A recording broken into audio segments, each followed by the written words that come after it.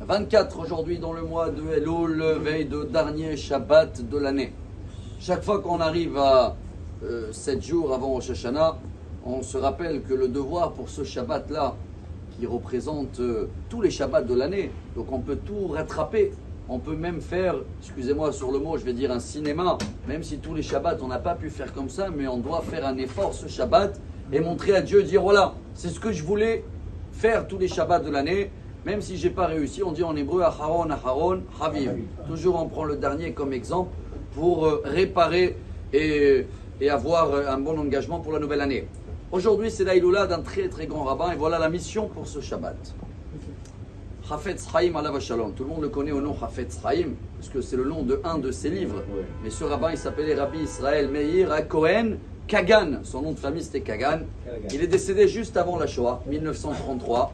Et tous les dizaines de livres qu'il a écrits, des très grands livres sur la halakha, Mishnah Brura, Beur halakha.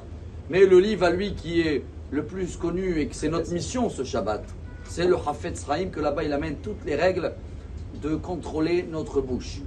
Je rappelle à moi-même que des fois on fait attention à des petits détails, on veut avoir ça à table et on veut faire les choses comme ça pour pas faire un péché, que malheureusement chaque fois qu'on dit une parole qui va dans le Lachon Hara, alors il y a 17 péchés de lave sur chaque parole, plus 14 AC qu'on a transgressé, plus 2 haro, oh là ça fait une liste de 33. Qu'est-ce qu'on doit faire?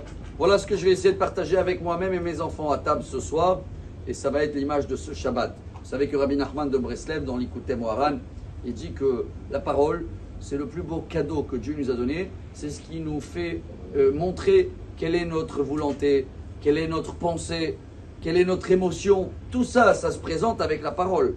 Mais malheureusement, quand on parle des autres, etc., alors à la place de découvrir qui tu es, malheureusement, ça ne sort pas ce diamant de nous.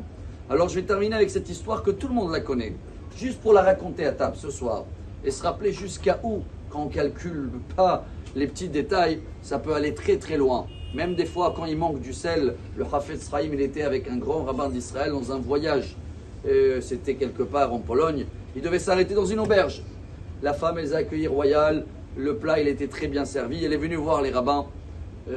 Vodarav, il est bon le plat, il a dit extraordinaire, merci. Le deuxième, grand rabbin aussi, il a dit merci beaucoup madame, il n'y a pas un peu de sel, il manque un tout petit peu de sel.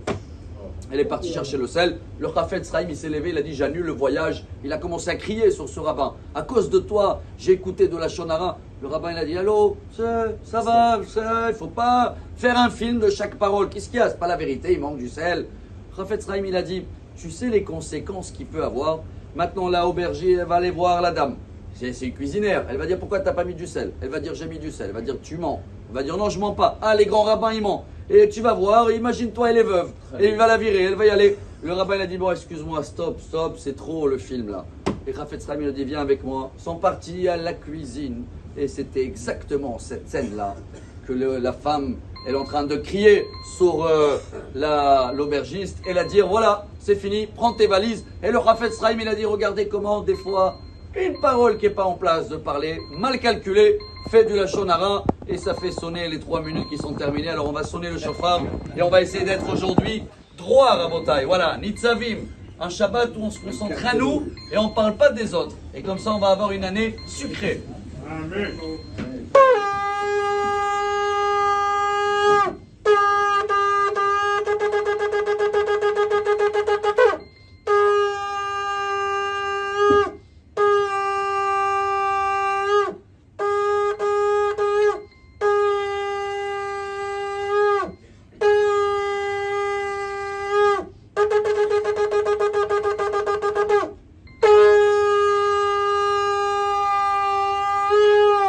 ما أبي لازم ما أبي حنينة